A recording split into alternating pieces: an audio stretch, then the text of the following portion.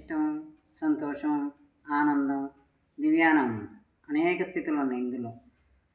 అనేక వ్యక్తులపైన అనుబంధాలు, ఆ పైన మనకు ఇష్టం ఉంటుంది. రకరకాల వ్యక్తుల మీద రకరకాల భావాలు ఉంటాయి అన్నమాట. అవి కొంతవరకు తీరిపోయాక చాలా అనిపిస్తుంది. సంతోషం ఇది కలిగినప్పుడు మన మొహం ఎలా ఉంటుంది? వెలుగుతుంది అనమాట, దీపంలా వెలుగుతుంది. ఆపై ఏదైనా నష్టం, కష్టం వచ్చినప్పుడు దుఃఖానికి లొంగిపోతాం. సంతోషానికి, దుఃఖానికి కూడా లొంగిపోతాం అనమాట. ఆనందం ఎప్పుడూ మనస్సు నిండుగా ఉంటే అది పరమాత్మ స్మృతితోనే ఉండాలి. నిండా ఆనందంగా మనసు ఎప్పుడు ఉండాలంటే పరమాత్మ శృతితోనే నిండాలన్నమాట. మంచి ఆలోచనలతో, మంచి భావాలతో మనసు నిండుగా ఉంచుకోవాలి. ఎప్పుడు మంచి ఆలోచనలు, మంచి భావాలు, ఇలాంటి సద్భావనలు ఇవి ఉంటే ఉంచుకోవాలి మనం. అవి కలగవు, మనం ఉంచుకోవాలి. వ్యర్థ ఆలోచనల వైపు వెళ్ళకుండా మంచిగా మనసు నిండుగా ఉంచుకోవాలి. ఆనందం ఎప్పుడు ఎడతెక్కకుండా ఉండాలంటే పరమాత్మ యందు మాత్రమే మనం వెతకాలి. ఇంకెక్కడ వెతికినా ఆనందం, అసలైన ఆనందం దొరకదు. ఏదో కాసేపు ఉండి అయిపోద్ది. అలాంటి ఆనందాలే కానీ స్థిరమైన ఆనందం కావాలంటే పరమాత్మ యందు మాత్రమే వెతకాలి. మన మనసును నిండుగా ఆనందంగా ఉంచాలి.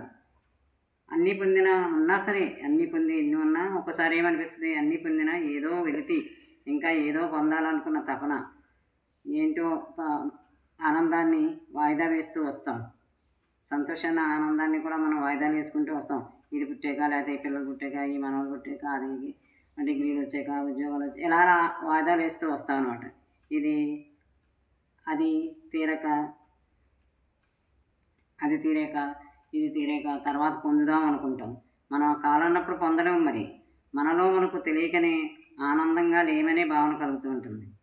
అప్పుడే ఆనందంగా ఉంటాం, అప్పుడే దుఃఖం వస్తుంది. ఏది మనకి కుదరకపోతే అప్పుడే వెంటనే భావాలు మారిపోతూ ఉంటాయి. ఏ పని చేసుకున్నా ఆనందంగా చేయాలి. ఎవరితో మాట్లాడుకున్నా ఇతరుల సంతోషాన్ని చూసి అసూయకు లోను కాకూడదు. ఆనందంగా ఉండాలి, ఇష్టంగా మాట్లాడాలి. ప్రతి కర్మలోనూ ఆనందం పొందాలి. ఏ పని చేసినా, ఆఖరికి వంట చేసినా, ఏ పని చేసినా, శుభ్రం చేసుకున్నా, ఇల్లు పొందిగా ఉంచుకుని ఏదైనా సరే ఆనందంగానే ఉండాలి. ప్రతి కర్మలోనూ ఆనందం పొందాలి. ఒంటరితనాన్ని కూడా చక్కగా మనకి ఏకాంతంగా కూర్చుని దాన్ని కూడా ఎంజాయ్ చేయాలి.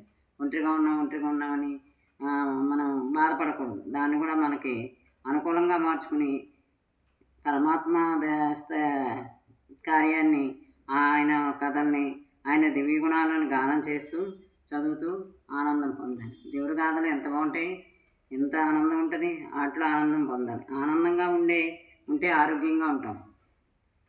ఆనందంతో ఉంటేనే ఆరోగ్యంగా ఉంటాం. ఈ మనస్సు కోరికలో పుట్ట ఇది ఎంతకో నిండదు.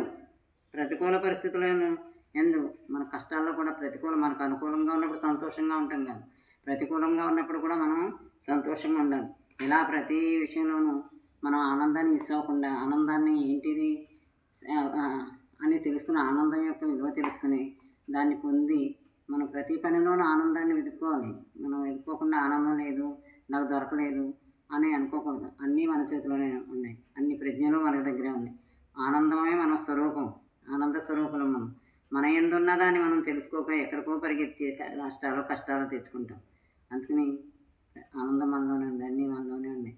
సుఖాలు, సంతోషాలు మన భావనలు మాత్రమే. మనకు అనుకూలంగా ఉన్న వాటిని మనం ఇష్టపడతాం, ప్రతికూలంగా ఉన్న వాటిని కష్టాలు అనుకుంటాం. ప్రతి దాన్ని సుఖమయం చేసుకుంటూ, మనకు అనుకూలంగా మార్చుకుంటూ ఆనందాన్ని దూరం చేసుకోకూడదు. ఆనంద స్వరూపులు. ఆనందం లేకపోతే బ్రతకలేం. సరే, రేపు ఇంకోటి చెప్పుకుందాం.